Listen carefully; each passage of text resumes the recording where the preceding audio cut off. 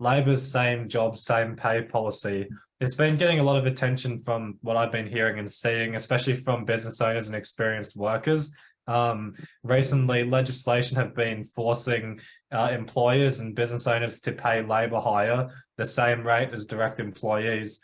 So can you share to everyone why business owners and people with experience are not happy with this new law, and what effects will it have on our workforce and our economy if Labor continues to enforce it? Yeah, this is a terrible law, and it has to be stopped. And you see the big employer groups actually coming out now against it. The intent is that a person employed full time, working alongside someone from a labour hire company who could be there for a 3-month contract is paid the same.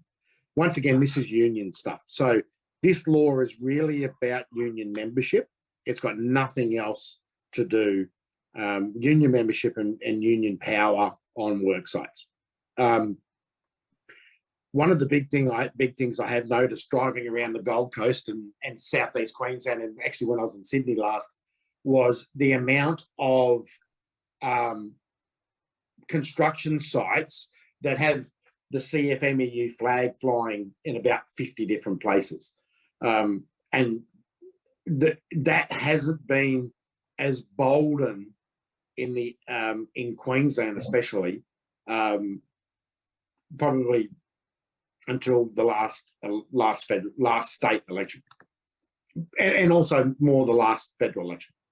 And they're really now flexing their power.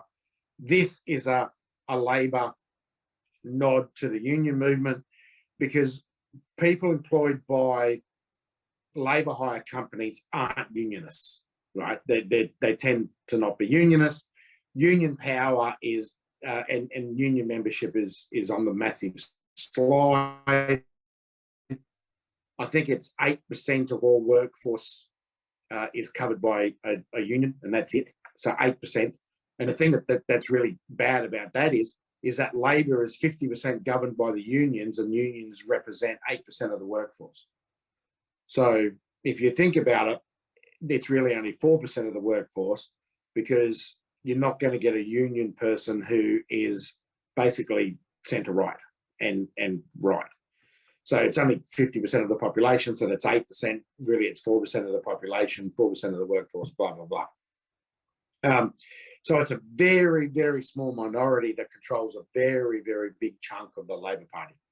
No decision in the Labor Party goes down without the union say so. You saw that in WA.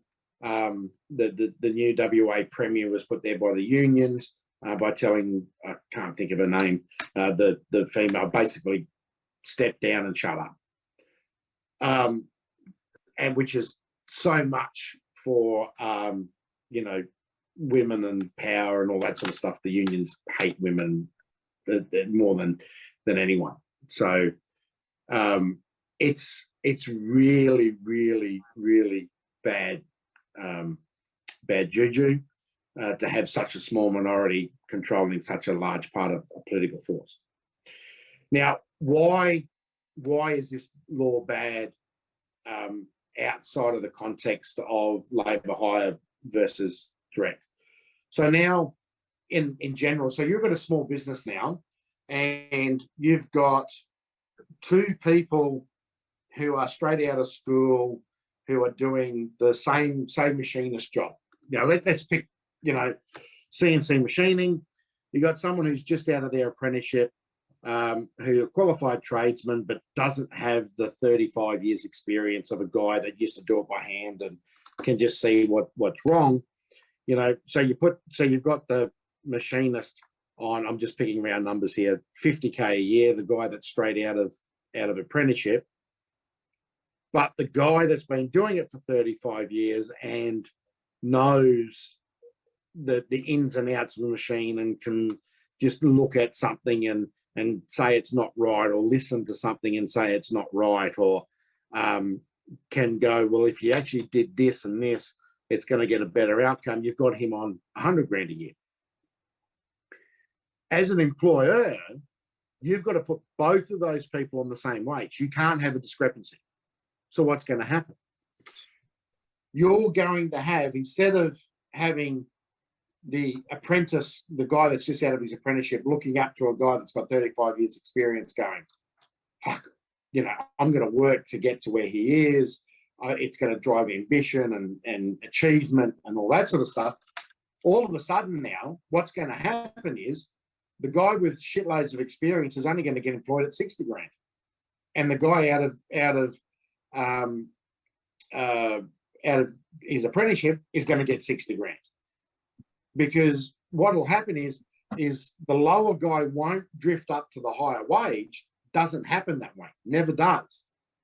It always floats back to the lower end. So this is a wage busting law. So pretty much as employers, you're now going to be going, oh, what do I do?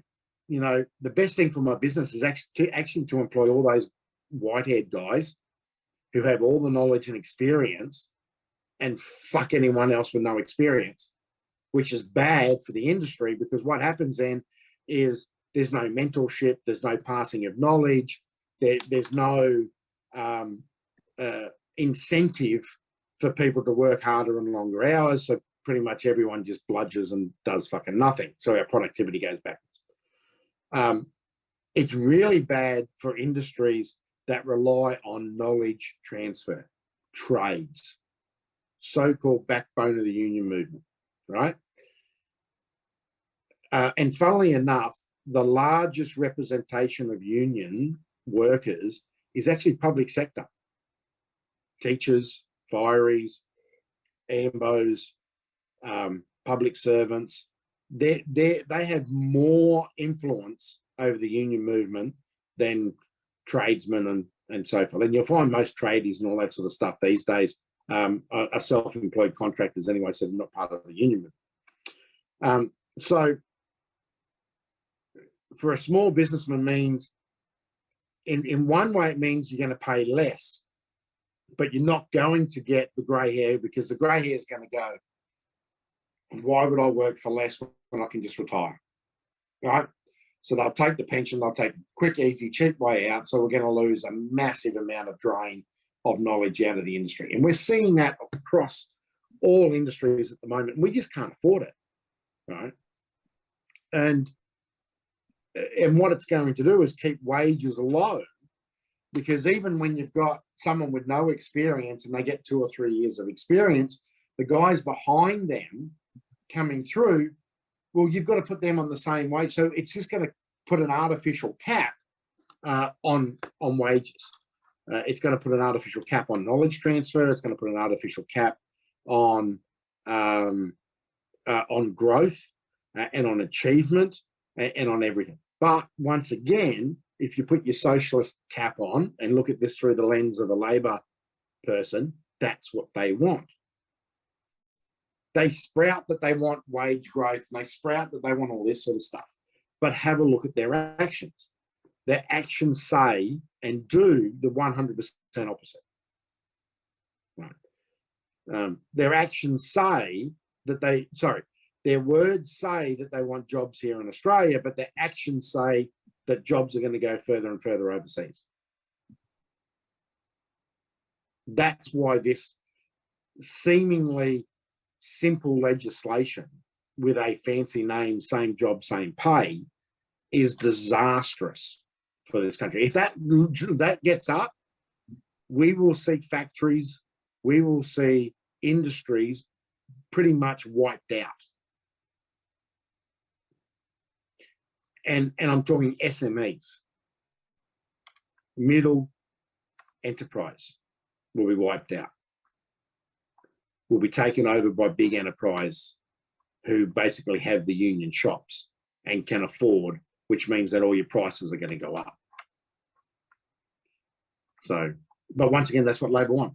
Labor does not want a workforce that is not being run, and pretty much the coalition's in the same boat as well at the moment. The moderates in the coalition pretty much are Labor.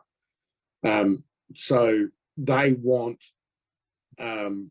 through their actions, they want a dumbed down workforce that is controlled by oligarchies at the top. So, It sounds horrible. So what was their logic behind this decision? it was Labor driven. It was 100% a payback for the Labor movement. That's all it was. Yeah, once again, Australia being classic Australia, right? Yep. Yeah. And in some ways, this is why that Australia shoots itself in the foot every second chance it gets. It doesn't matter who's in power, is because we don't have a large enough economy for the size of the country, and which means we don't have a large enough population base to sustain everything that we need to have happen in this country. I'm a believer of we should be probably double in size minimum to actually make our economy just this hum. The reason that America will still be very successful and be a driving economic force in the world after the transition of empire away from it over to, China, Russia, whatever it's going to be, the BRICS nations, is because of its 390 million people. Those numbers are just a snowballing internal, things go round and you have great economies. 25 million people, or 26 or whatever we are, you're just scratching the surface. Pretty much you don't have enough to have any more than duopolies everywhere. And if you have a look at this country, that's what we've got. We've pretty much got in every major industry duopolies. Everywhere. And that's because we don't have the large mass in economic power. So do you know if this same job, same pay policy, is it actually going ahead, or do you think there'll be enough pushback to stop it? At this stage, from what I can gather, it's got the votes.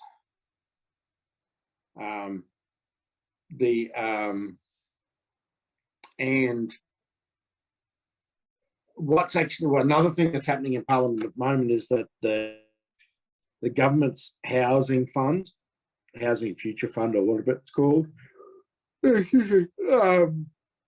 is stalled, and I think they might have even pulled it. I haven't looked at what's happened in the last sitting week fully, but they don't have the numbers to get it passed, so they can't afford to have another bill get blocked by the Senate, because that will get to the point where the government can strike a double dissolution election. You have two bills defeated in the Senate, or one bill, defeated twice in the Senate, and that gives you the trigger to have a double dissolution. Now, I think I mentioned this last week that could be something that Labor would sit on, because they won't want to, because we're going to have a convergence of big states having elections, WA, Queensland, New South Wales, I think it is, all having elections within like an 8-month period or even a 12-month period. And Labor won't want to be going to a federal election during that time, which is where they're going to get forced. So what they could be doing is putting up contentious legislation like this to create a double dissolution election, which means that not only does the House but the Senate, both sides of the Senate, all come up for election at the one time. Now, that could yield Labor the extra votes that it needs then in the Senate, because it will go after seats here in Queensland and WA,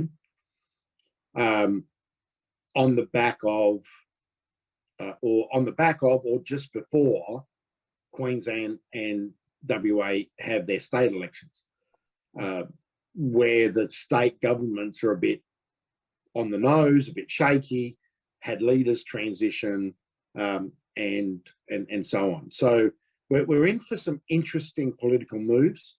3D chess type movements are happening at the moment.